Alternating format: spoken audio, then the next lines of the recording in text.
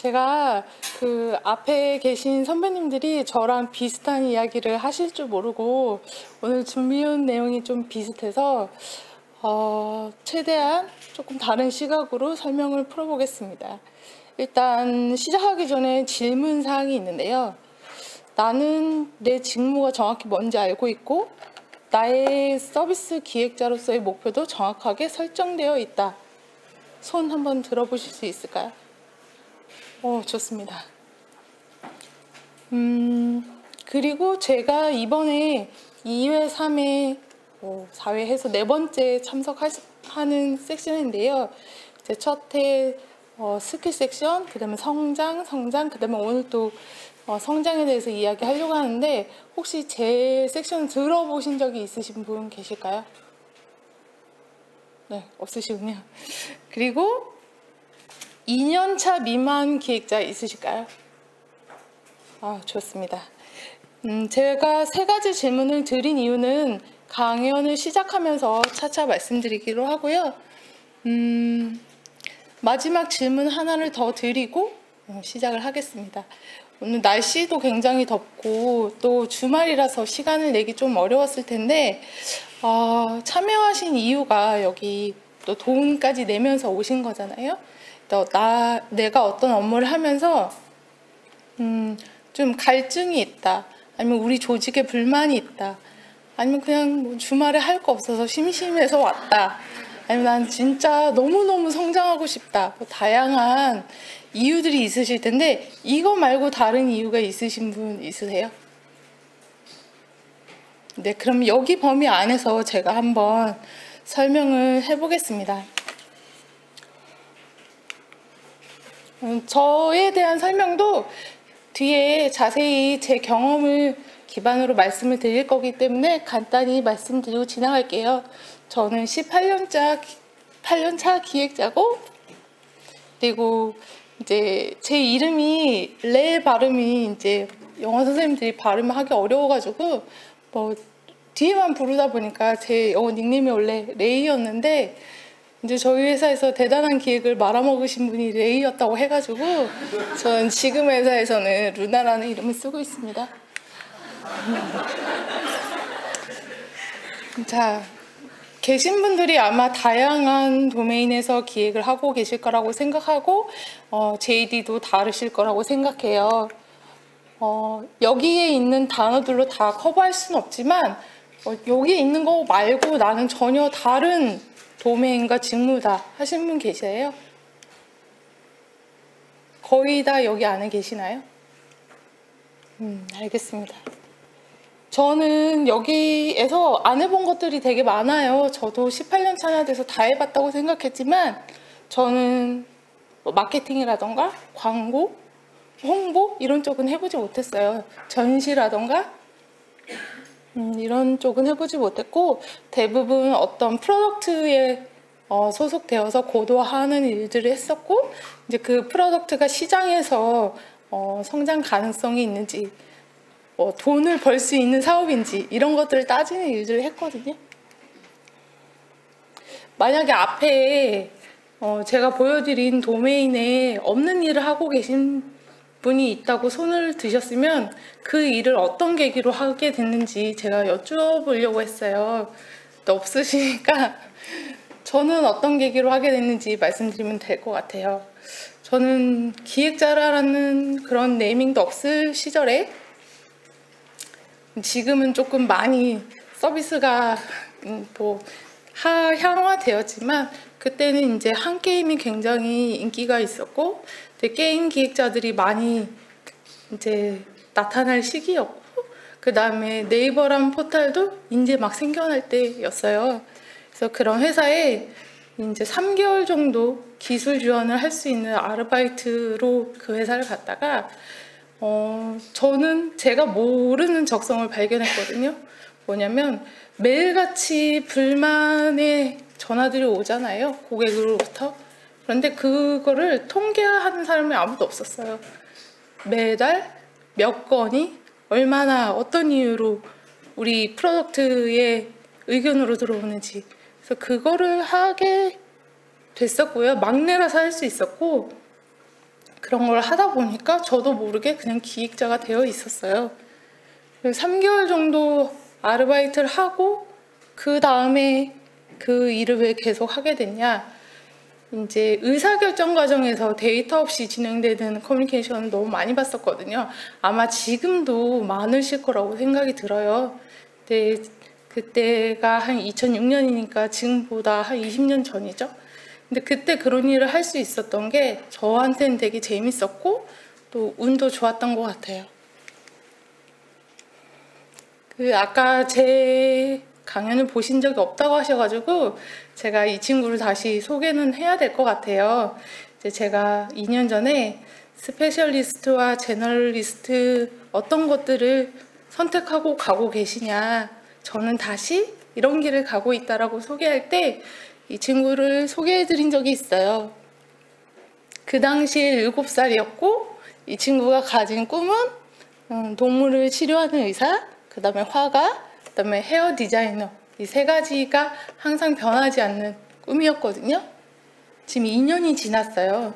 이 친구가 가진 꿈에 대해서 며칠 전에 제가 다시 물어봤습니다.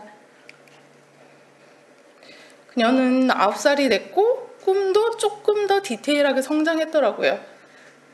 동물을 치료하는 의사, 이거는 고정적이고 그림을 직업으로 삼고 싶진 않대요. 그런데 본인이 하는 것 중에 아웃풋은 사실 그림에서 가장 잘 나오고 있거든요. 이렇게 상도 받고 9살짜리가 그렸다고 하기에는 그림도 굉장히 디테일하죠. 그리고 이 친구는 구체적으로 의사가 어떤 의사가 되고 싶은지 제가 물어봤을 때 치과, 안과, 성형외과 이런 이야기를 하지 않고 아프리카에서 일하는 의사가 되고 싶다고 이야기했어요. 그래서 제가 생각하는 어떤 기획자가 되고 싶니라고 누군가에 물어볼 때 굉장히 다른 대답이 나올 수도 있겠구나, 그런 생각을 이 친구를 통해서 제가 배웠습니다. 왜 그러냐면 맨 마지막에 또 얘기할 텐데요. 저는 기획자가 기본적으로 관찰의 의무를 가지고 있다고 생각해요. 프로덕트든 프로젝트든 저희가 하려고 하는 건 뭐죠? 누군가의 어려움을 해결해 주는 거잖아요. 그게 어떤 방식이든 간에요. 그래서 그 관찰의 의무로 무엇이라도 조금 더 낫게 만드는 상황이든 그 사람의 삶이든 사이클이든 어떤 조직의 프로세스든 그런 것들 더 나은 방향으로 해주는 게 기획자라고 생각해서 저희 딸 이 다음 세대를 되게 많이 관찰해요.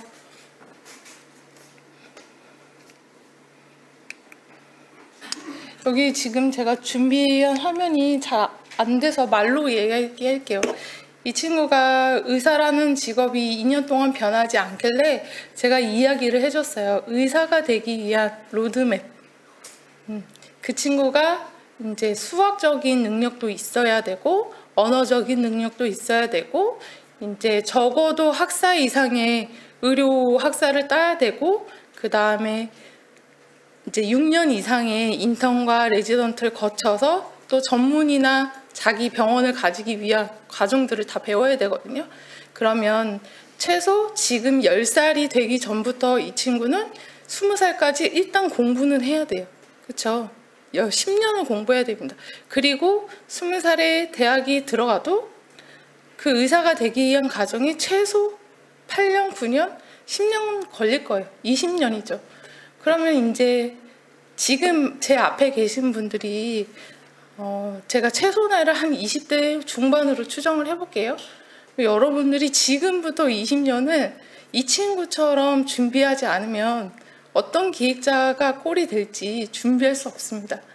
여러분들이 지금 나도 대학 열심히 나왔고 뭐 각자 소속이 다르지만 좋은 회사에 다니고 있고 뭐 또래 친구들보다 좋은 연봉을 받고 있을 수도 있어요. 그런데 그거는 이제 시작이다. 왜냐면 이 친구가 의사가 되면 이제 성공한 걸까요? 제가 좀 시끄러운 동네에 살아요. 동탄이라는 데서 살고 있는데 이제 2가지 사례를 말씀을 드릴게요.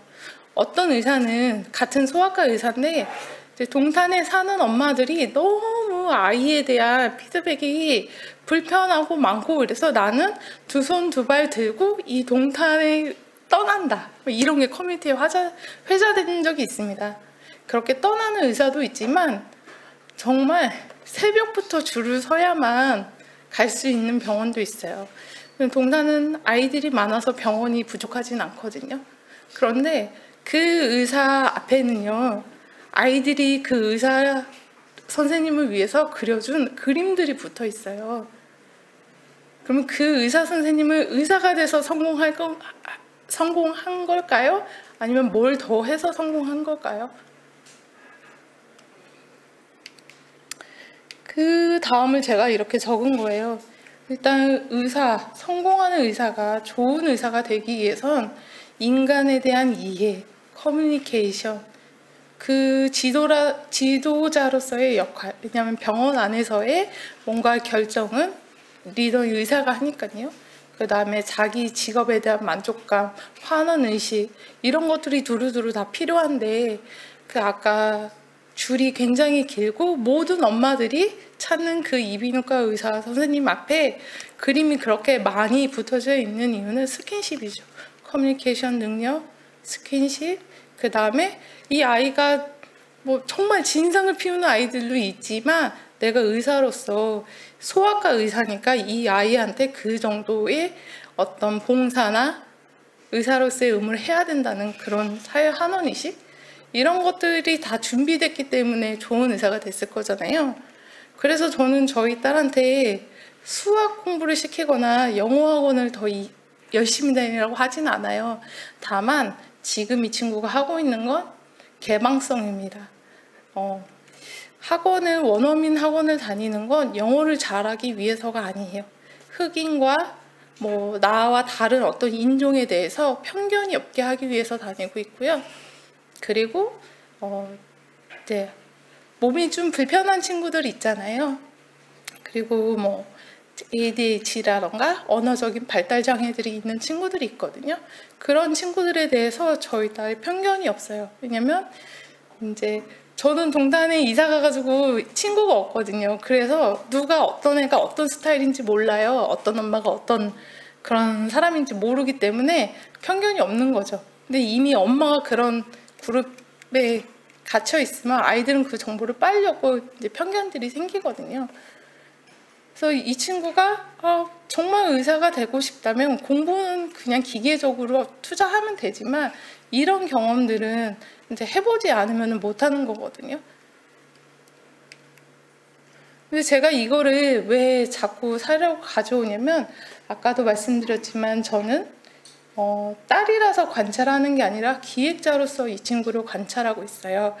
2년 전에 말씀드렸을 때에는 저희 딸은 전혀 텍스트 검색을 하지 않아요. 지금 9살이라는 또래는 전혀 아무것도 텍스트를 쳐서 글자를 써서 활동하지 않아요. 모든 게 다 보이스 UX로 이루어지고 있고, 그 안에서 피드백이 어떻게 나와야지만 만족하는지를 볼 때마다 이 다음에 내가 기획자로서 어떤 걸 준비해야 되는구나를 이 친구를 관찰해서 보거든요. 그래서 여러분한테도 여쭤보고 싶은 거예요. 예를 들면 무엇을 만드는 기획자가 되고 싶어요? 연봉이 얼마인 기획자가 되고 싶어요? 어떤 회사에 소속되고 싶어요? 이런 게 아니라 본인이 진짜 어떤 기획자가 되고 싶은지 생각해 본 적이 있냐는 거예요. 이 일화는 아마 잘 아실 텐데요. 화사가 되게 여러 이제 소속사의 오디션을 보러 다닐 때 되게 유명한 그 프로듀서가 그렇게 얘기했대요. 너는 정말 개성도 강하고 목소리도 너무 멋있어. 근데 아이돌이 되기에는 뚱뚱하고 예쁘지 않아. 이렇게 얘기했는데 화사가 그날 집에 가서 이제 엄청 많이 울었대요. 이제 엄청 많이 울고 그러면서도 또 다시 생각한 건, 자기는 그래 내가 이쁘지 않다면 내가 또 다른 기준이 되어야겠다, 이렇게 결심을 하고 자기만의 스타일, 자기만의 음악 색깔, 이런 것들을 더 많이 가져갔다고 해요. 저희가 이런 컨퍼런스나 유료 강의나 또 뭐 되게 유명한 네카라코 회사들의 연사들을 보면서 그 사람들의 롤을 따라갈 필요는 없어요. 앞에서 불꽃 남자님도 말씀해 주셨지만 따라가기보다 그렇게도 성공할 수 있구나 하나의 참고로 볼 뿐이지 정말 성공하는 방법은 내 기준이 있어야 된다는 거예요. 내가 서비스 기획자로서 어떻게 성장할 것인가. 그래서 반드시 정의를 해보라고 추천을 해드리고 싶어요. 내가 무엇을 하고 있고 죄송합니다. 어떤 강점을 가진 사람인지. 저는 제가 잘하는 게 뭔지 몰라요, 사실. 근데 제가 잘하는 건 이제 일적으로 잘하는 게 뭔지는 모르는데, 제가 누군가가 A는 B야 라고 정의해 놓으면 왜? 이걸 되게 잘해요. 그냥 기질이 그래요, 제 기질이. 그래서 제가 아까 처음에 게임사에서 기술 지원으로 시작했지만 저는 3개월 후에 서비스 기획자가 되었던 이유도 왜 집계하지 않아? 왜 어디에서 문제가 생기는지 왜 알아내지 않아? 왜 안 했냐면 개발자들과의 관계가 불편하기 때문이죠. 어떤 기능에서 얼마만큼의 고객 부정적인 피드백이 오는지 안 하는 이유는 게을러서도 아닐 거예요. 그냥 그 커뮤니케이션이 불편하니까. 내가 총대매야 된다는 그 느낌 있잖아요. 근데 저는 그게 재밌고 즐거웠어요. 근데 물론 저는 다른 사람 평판을 신경 쓰지 않는 편이긴 해요. 그래서 재밌었을 수도 있고. 그 다음 저는 서비스 기획자를 1년도 채우지 못하고 전체 프로덕트 9개를 총괄하게 됐어요. 왜냐면 사수가 없었기 때문이죠. 그래서 말한 네가 하면 된다. 그게 되게 좋은 운이었던 것 같아요. 왜냐면 누군가의 스타일로 배워서 왔다면 저는 이런 것들을 아마 못했을 거예요. 뒤에서 또 보여드릴 텐데, 저는 기획서를 어떻게 써야 되는지, 디스크립션 어떻게 해야 되는지, 그때는 이제 피그마 같이 내 스케치를 바로바로 보여줄 수 있는 툴들이 좀 부족했기 때문에 미술학원을 다녀야 되나 이런 생각도 좀 했었어요. 제 머릿속에 있는 걸 빨리 보여주려고. 근데 이제 그런 어떤 아이디어에 대한 확신 이런 게 있으려면 고객을 만나야 되잖아요. 그래서 리서치, UX 리서치 이런 것들 하게 됐고, 하다 보니까 UX라는 게 굉장히 중요하다는 걸 알게 돼서 웹만사 통해서 생겨진 UX 스터디도 올해 한 2, 3년 정도 하게 됐고, 그 다음에 UX를 하다 보니까 UX에 화면만 있는 건 아니잖아요. 보이지 않는 경험이거든요. 근데 거기엔 말도 있더라고요. 그래서 이제 때때로 심영재님이 여기서 강의해 주시는데 UX 라이팅도 공부하게 되고, 그 다음에 UX를 그리는 도구들도 공부하게 되고, 점점점 하나씩 늘어가는 거예요.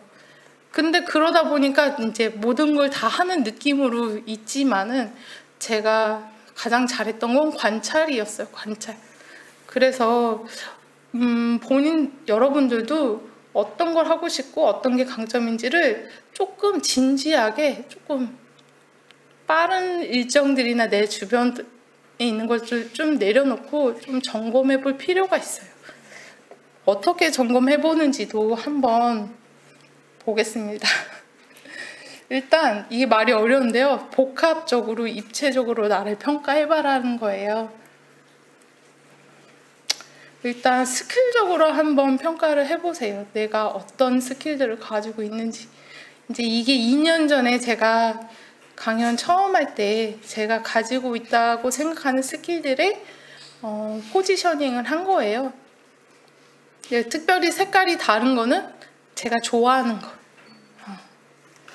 이런 것들을 만들어 놓으면, 이건 좀 다른 얘기지만 포트폴리오에서도 나를 소개하는 좋은 자료로 쓸 수도 있습니다. 그래서 저는 지금 여기에 조금 더 많은 스킬들이 생겼거든요. 이제 아까 소개에서도 얘기했지만 어떤 AI라던가 챗봇이라던가, 그 다음에 그 사이에 저는 다른 회사에서 로봇도 만들어 봤고, 챗봇과 로봇이 하나의 인공지능 안에서 돌아가는 그런 백엔드 서비스도 해봤고, 여러 경험들이 더 생겼거든요. 이렇게 냉정하게 자기 스킬맵을 한번 만들어 보는 것도 추천드리고요. 그리고 한 축으로는 여기도 화면이 조금 잘렸는데 내가 어떤 퍼포먼스를 냈는지 한번 적어보세요. 저는 이직을 많이 한 편이 아니어가지고 여러분들보다 중간 주니어들보다 면접 횟수가 적을 수도 있어요. 아까 뭐 100군데, 150군데 낸다 그래서 너무 깜짝 놀랐는데 저는 뭐 운 좋게도 면접에서 떨어져 본 적이 없어요. 아마 조금 놓고 다 붙었을 수도 있는데 이제 제가 어떤 회사에서 초이싱되는 이유는 분명히 있다고 생각해요. 왜냐면 정확하게 결과로 나온 퍼포먼스, 그거를 하기 위해서 제가 가졌던 스킬. 그래서 이 얘기를 하면 이제 질문이 많아져요. 그 면접관들이요. 동접이 200만?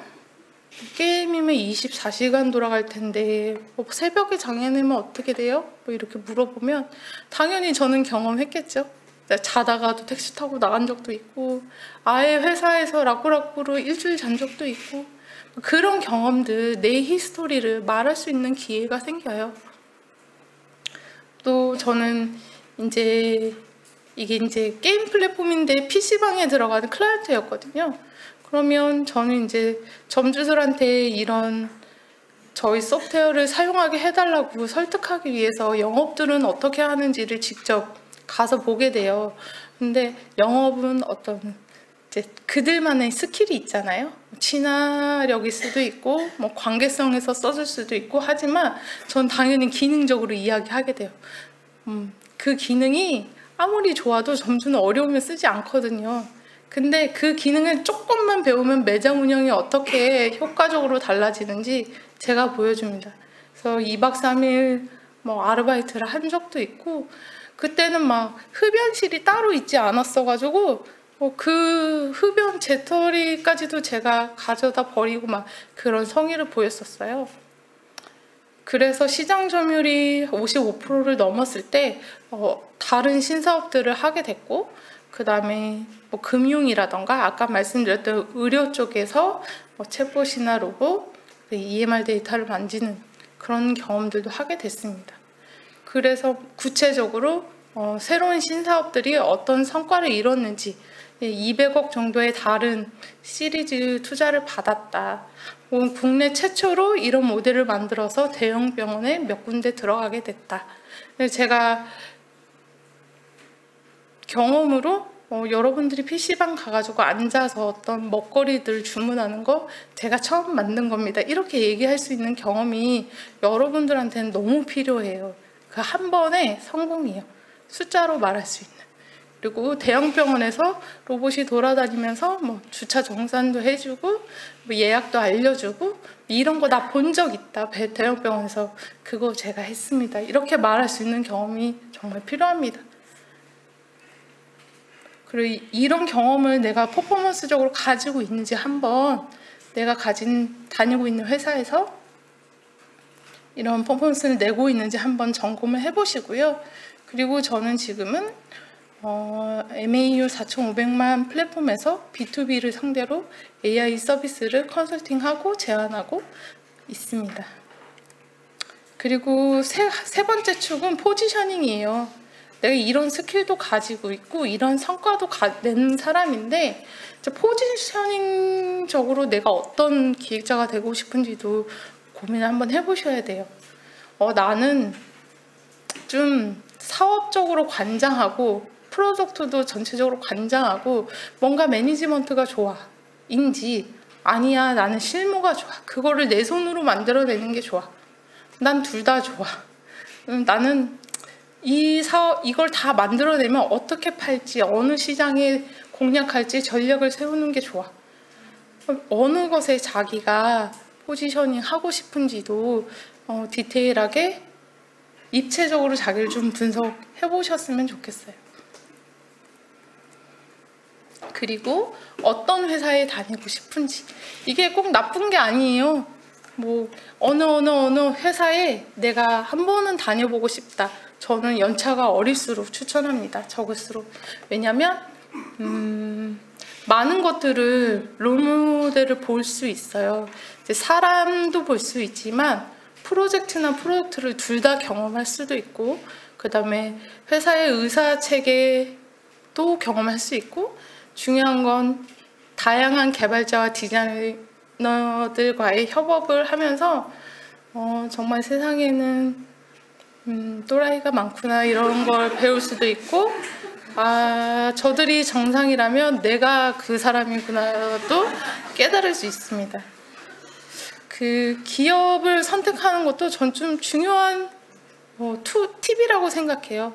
근데 나는 모르겠어. 내가 뭘 갖춰야 되는지 모르겠지만 5년 안에 예를 들면 당근마켓에 다니고 싶어, 이 회사를.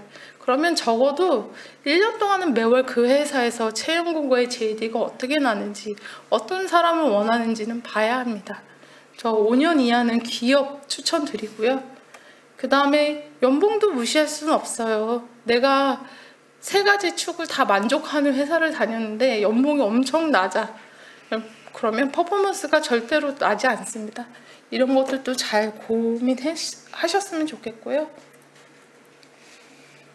그리고 마지막으로는 제가 가장 추천하고 싶은 말인데, 내가 누구에게 조금 더 나은 서비스나 세상을 주고 싶은지 이 서비스 대상에 대해서 한번 고민을, 좀 연차가 10년 차가 넘었다면 좀 생각해 볼 필요도 있어요.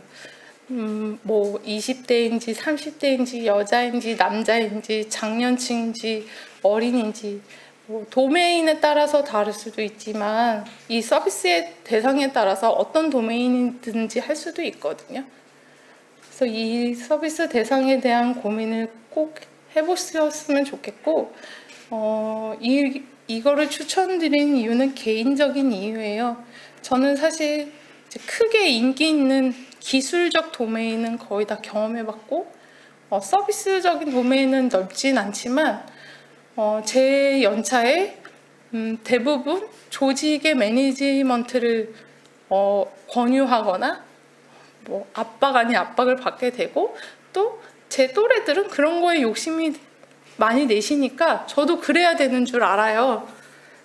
그래서 저는 이제 프로덕트에 집중되어 있는 사람이다 보니까 당연히 CPO를 목표로 하고 있었고, CPO 자리까지 갔을 때 제가 원하는 어떤 업무의 스타일이 이게 아니구나라는 걸 알게 됐어요.